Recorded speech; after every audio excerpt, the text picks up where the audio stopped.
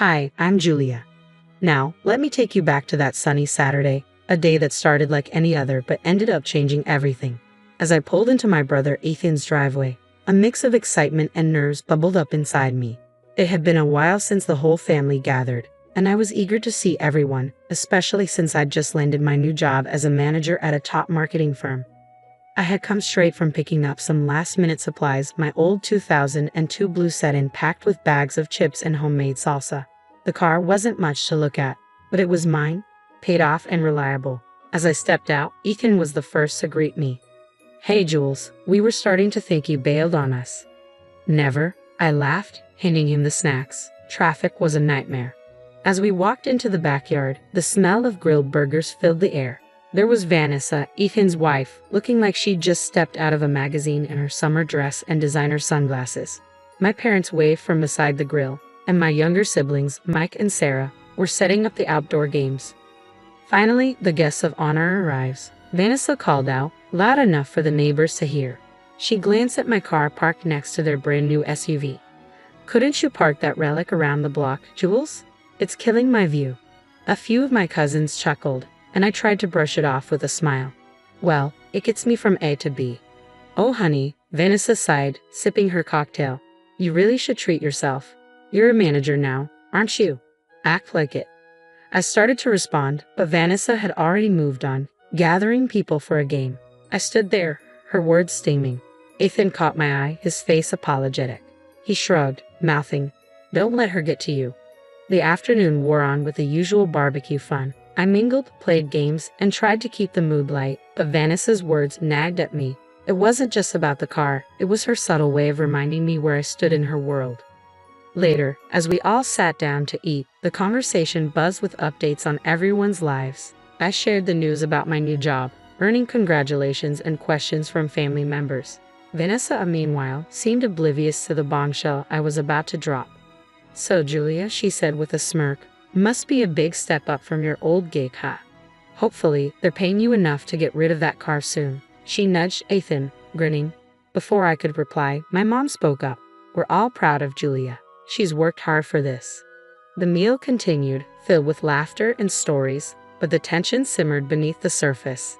As the sun set and people started saying their goodbyes, I helped clean up, the weight of Vanessa's arrogance and the looming reality of Monday morning filling my thoughts. Little did she know, the tables were about to turn. Walking into the sleek glass building on Monday, my stomach flipped with nerves. First days are always nerve-wracking, but this wasn't just any first day. I was stepping into a managerial role at one of the most prestigious marketing firms in the city. The receptionist greeted me with a bright smile as I passed through the lobby. "Good morning, Julia. They're ready for you upstairs." Stepping out of the elevator, I was met with a round of applause from my new team. Mr. Carter, the director, shook my hand warmly. "Everyone, let's officially welcome Julia as your new project manager." The room buzzed with cheers and polite clapping. Skating the faces, my eyes landed on Vanessa. Her applause was slow, her smile tight. She hadn't known I was going to be her boss until this very moment. "Let's catch up after this, Julia," Vanessa said, her tone a mixture of surprise and forced cheerfulness. "Sure, let's do that," I replied calmly, keeping my voice professional, masking the swirl of emotions inside. As the team settled in, I took my place at the head of the conference table and outlined the morning's agenda. Vanessa's eyes remained glued to her notepad, scribbling furiously, avoiding my gaze. When the meeting wrapped up, the team dispersed, but Vanessa lingered, her steps hesitant. "Julia, about the barbecue. I hope there are no hard feelings," she said softly, her voice a stark contrast to her usual boldness. "Vanessa, let's keep our focus on work. Personal matters stay outside these walls," I replied, offering her a polite but distant smile. "Of course, you're right," she nodded, her eyes darting away, unable to fully mask her unease. Over the next few days, I dove deep into project files and performance reports. Vanessa's work stood out, though not for good reasons. There were discrepancies in her project timelines and budget allocations that didn't add up. During our one-on-one meetings, I addressed them head-on. "Vanessa, I've noticed some discrepancies in the Smith account. Can you walk me through your process here?" "Sure, it's probably just minor oversights. You know how it goes with deadlines and all," she laughed nervously. fidgeting with her pen. Minor or not, accuracy is crucial. We can't afford these slips, especially with high-profile clients. Let's go over this together, shall we? My tone was firm, leaving no room for excuses. Yes, absolutely, she replied, her fingers trembling slightly as she tapped on her keyboard. It quickly became clear that Vanessa had been cutting corners, her work just barely skimming acceptable standards. Each session with her revealed more gaps, and I documented everything meticulously, preparing for the inevitable. Vanessa, based on these reviews, I see a pattern of oversight that we need to correct immediately, I stated during our next meeting, laying out the discrepancies. I understand, Julia. I'll tighten things up. Thanks for pointing these out, she replied, her voice a mix of gratitude and discomfort. I nodded. Let's ensure it doesn't continue. Our clients and our team rely on our diligence. As she left my office, the weight of her situation seemed to settle on her shoulders. For me, it was about protecting the integrity of our work, but I couldn't deny the faintest twinge of satisfaction knowing that in its own way, justice was being served. The following Monday, I arrived early, feeling the heightened stakes, not just for me, but for Vanessa too. I could sense the pressure on her as she approached my office, clutching her oversized designer bag and a stack of files, her heels clicking against the polished floor. Got a minute? I beckoned her in, my tone purposeful. Sure thing, she replied, smoothing her blouse as she sat down. I'm putting you in charge of the Henderson project. It's small but crucial. Think of this as an opportunity to really showcase your skills. Explained, laying out the project details in front of her. Vanessa's eyes flicked up, a mix of nervousness and excitement dancing in them. Really? I mean, thanks, Julia. I won't let you down. I nodded, watching her closely. I'll be guiding you through it, but I want to see what you can do when you're leading. As the days rolled on, I kept a close watch on Vanessa's handling of the project. Meetings were frequent, and I made sure every decision and approval was documented. Her initial enthusiasm began to wane as the pressure mounted. Vanessa, during our last review, you mentioned outsourcing some of the graphics work. Have you vetted the vendor properly? I asked her in one of our strategy sessions. Oh yeah, they're good. I think they'll be fine, she replied, a bit too hastily. It's crucial they're more than just fine. Can you share the vetting process you followed? I pressed, my voice firm, knowing that any misstep now would be on record.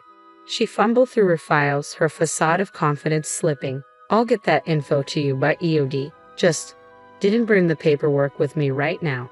Days turned into weeks, and the project's deadline loomed. We were in a team meeting, and it was Vanessa's turn to present her progress. The room was full, the air thick with anticipation. Vanessa stood, report in hand, but her usual poise was gone. All right, let's see. For the marketing strategy, we're planning to.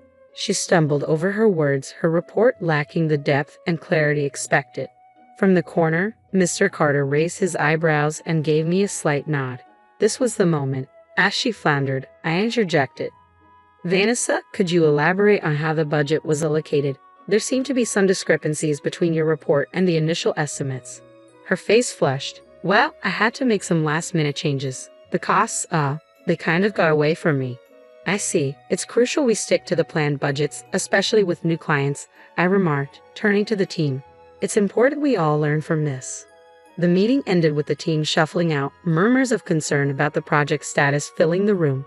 Vanessa lingered, her defeat almost palpable. Julia, I tried to handle it. I don't know what went wrong, she confessed, her voice low. Managing projects is about oversight and adaptability, Vanessa. Let's discuss how we can rectify this, I said, my tone firm but not unkind. This moment wasn't just about her failure, it was about setting a standard for everyone. She nodded, agreeing to meet later. I documented everything meticulously. Her mismanagement was now evident to everyone, and though I took no pleasure in her struggle, I knew it was necessary to safeguard the company and its clients. This was justice served, not out of vengeance, but out of necessity. The day after the disastrous meeting, the office was eerily quiet as I made my way to my desk. The whispers had already begun, trailing behind me like a shadow. Vanessa, pacing by the water cooler, intercepted me before I could even sit down. This was a setup, wasn't it? You've been out to get me from the start, she accused, her voice tense, strained with anger and confusion. I gave you an opportunity, Vanessa. The outcome was in your hands, not mine, I responded, calm and measured against her rising pitch. But you watched me fail. You could have helped more, guided me. Vanessa's voice cracked, her desperation clear in her eyes. Helping is one thing, but doing your job for you is another, I replied calmly. We all have to meet our standards, and unfortunately, you didn't meet yours. She scoffed, throwing her hands up. So that's it, huh? You're just going to watch me go down? I document everyone's performance, Vanessa. It's not personal. It's my job. Later that afternoon, Mr. Carter called us both into his office.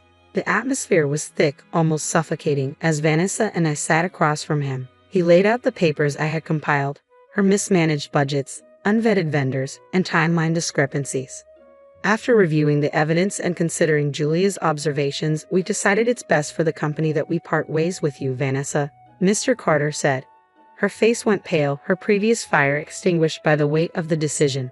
I understand, was all she could manage, her voice barely a whisper. News of Vanessa's termination spread quickly. At the next family gathering, the mood was mixed. My brother Ethan approached me as I poured myself a cup of coffee. I know it's been rough, Jules.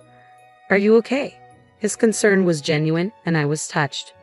I did what was necessary, Ethan. It wasn't about revenge. It was about integrity. He nodded, clapping a hand on my shoulder. I know, sis, and I think, deep down, everyone else knows too. Our parents, ever supportive, made no comment on Vanessa's absence, choosing instead to focus on the family being together. As the night wore on, the heaviness lifted somewhat, laughter and chatter filling the space between us. Driving home later, the quiet hum of my reliable old car gave me a moment to reflect. Sitting in the driver's seat, watching the streetlights blur past, I thought about everything that had happened. My job demanded tough choices, ones that affected not just me but the people around me. While I never sought to hurt Vanessa personally, my role was clear: to uphold a standard. Ensuring justice at work meant making hard decisions even if they impacted family. And though the weight of those decisions was heavy, I drove on, knowing I had done my job with fairness and integrity. The road ahead was clear, guided by the principles I valued most. So, what do you think? Was Julia right in how she handled Vanessa's situation, strictly upholding her professional duties? Or could she have been more supportive despite their past issues? Share your thoughts in the comments below.